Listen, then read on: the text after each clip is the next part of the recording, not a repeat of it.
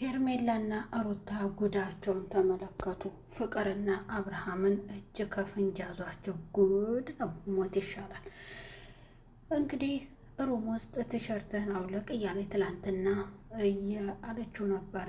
እሱም ደግሞ ለመግደርደር እየሞከረ ነበር። ግን ወንድ አይደለም እንዴ? ወንድ ልጅ አይደለም እንዴ? ሴት ናት አይደል? አያጮላትም? እንዲህ አይነት ድርጊት ስታስብና ስትፈጽም አያጮላትም ወይ? በጥፊ ለምን አያጮላትም? የእሱን ፍላጎትና ሀሳብ ስለነበረበት ነው። ፍቅር በጣም ባለጌነሽ። ባለጌነሽ ማለት ጥለሽው የሄድሽውን እቃ እንደገና አንስተሽው እንደገና የሰው ህይወትን ለመበጥበጥ እንደዚህ በማድረግሽ ሴት ሳትሆኝ አንቺ አሰዳቢ ነሽ ማለት ነው።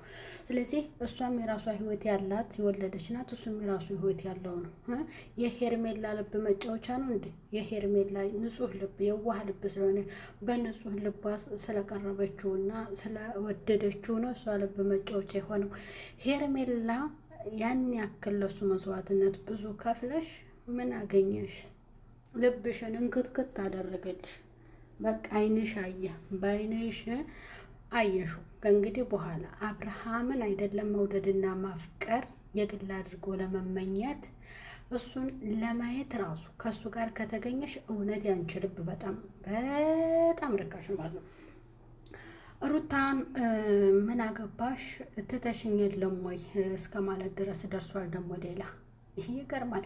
ሄርሜላ አጠገቤ እንዳትደርስ ብላ አስጠንቅቀው ነው እየወጣችሁ። ምን አለ በጥፊ ብታጮሌው ኖሮ በጥፊ ሁለታችሁም ሩታን ብትሆኒ እንዲሁም ደግሞ ሄርሜላ አብርሃምን ማጮል ነበረባችሁ። ግን ትገርማላችሁ። እንኳን ልታጮሉት እጁንም ያዝ አደርጋችሁት በደንብ አልጠየቃችሁት።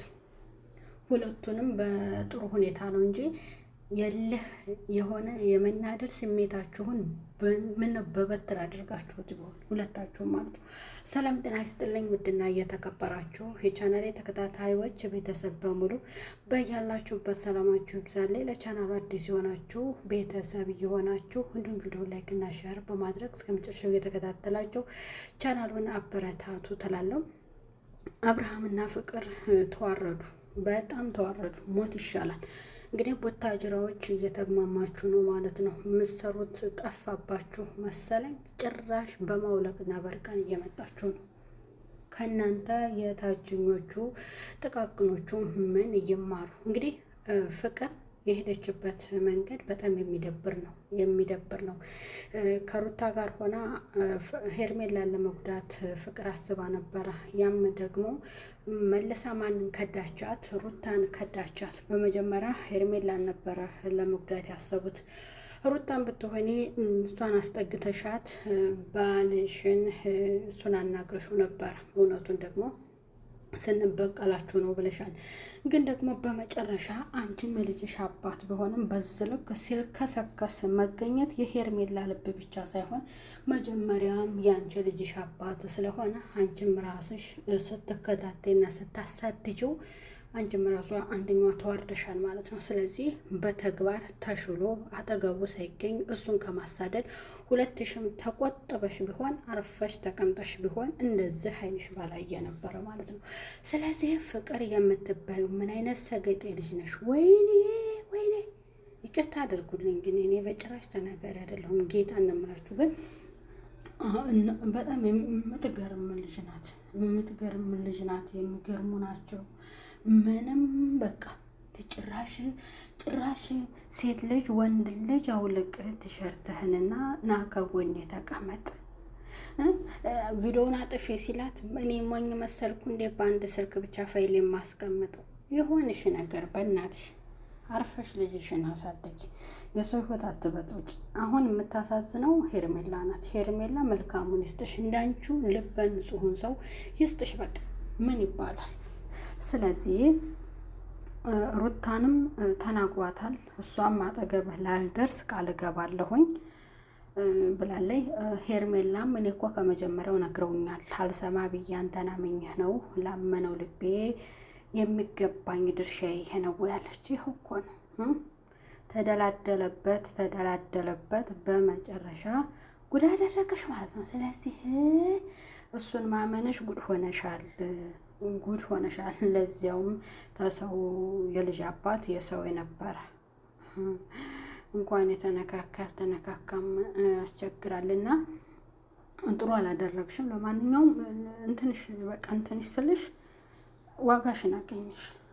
ከእንግዲህ ወዲያ ልብ እንድትገዢ፣ ከእንግዲህ ወዲያ ዋጋሽን እንድታገኝ፣ ከእንግዲህ ወዲያ እሱን ከማሰብ እንድትቆጠብና ዴቭና ቡዜም ቢሆኑ እኛ እሱን እየመከርንልሽ ነው አብርሃም ጋር ትቀጥያለሽ ሲሉሽ የነበርሽው።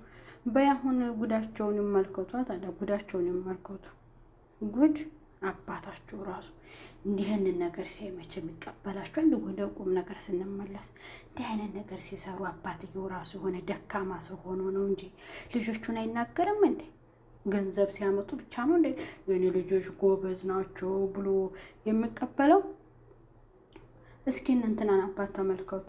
የነ የትንቢን አባት ጋሽ ሙላቱ ጎበዝ፣ እውነት በጣም ጎበዝ። ልጆቹ የሚሰሯቸውን ስራዎች እኮ የሚቆጣጠር ነው።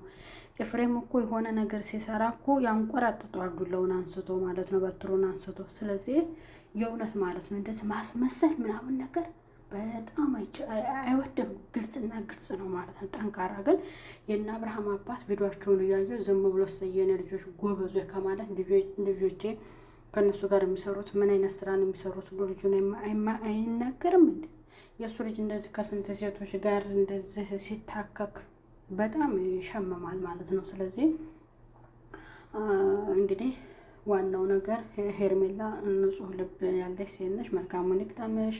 በመቀጠል ደግሞ ሩታም ሆነሽ ምንሽም እያንዳንድሽ ደረጃሽን ታውቂያለሽ። ከእንግዲህ ወዲያ ትጠነቀቂያለሽ ማለት ነው። እኔ ለራሱ የምናገረው ግራ ገባኝ። ፍቅር የምትባይ ደግሞ አንቺ አቃጣይ ልጅ ማለት ነው። አርፈሽ ልጅሽን አሳድጊ።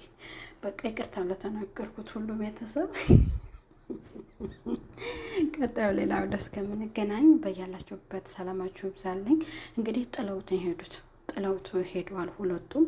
አይኔን ሊያልፈልግም እንደው እዛው በጫማው በጥፊ ድብድብ በዛ እንደው ሁለቱንም እኔም ቢያደርገኝ ሁለቱንም እዛው ነው ማጯል።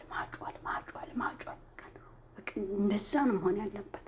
ዝም ብለው አንተ እንደዛ አደረግከኝ ምናምን አይሽ ፋይዳ መጠብጠብ ነበር እዚህ በጥፊ በእርግጫ ማለት።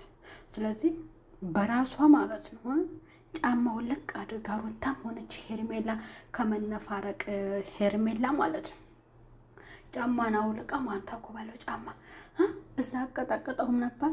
ያን ጊዜ እዛ ነበር መሆን ያለበት። እና ቤተሰብ ቻው ቻው።